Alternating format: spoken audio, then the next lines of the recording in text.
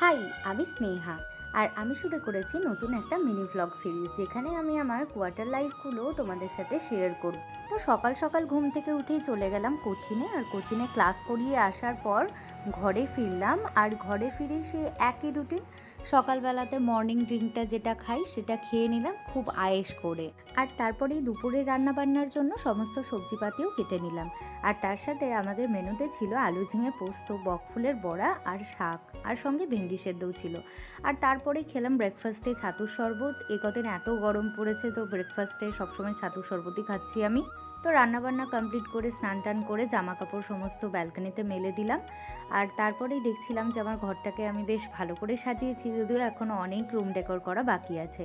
তো তারপরেই দেখলাম রঙ্গন চলে এলো, আর তারপরে আমরা লাঞ্চ করতে বসে পড়লাম। আর লাঞ্চের মেনুতে আজকে এইগুলোই ছিল।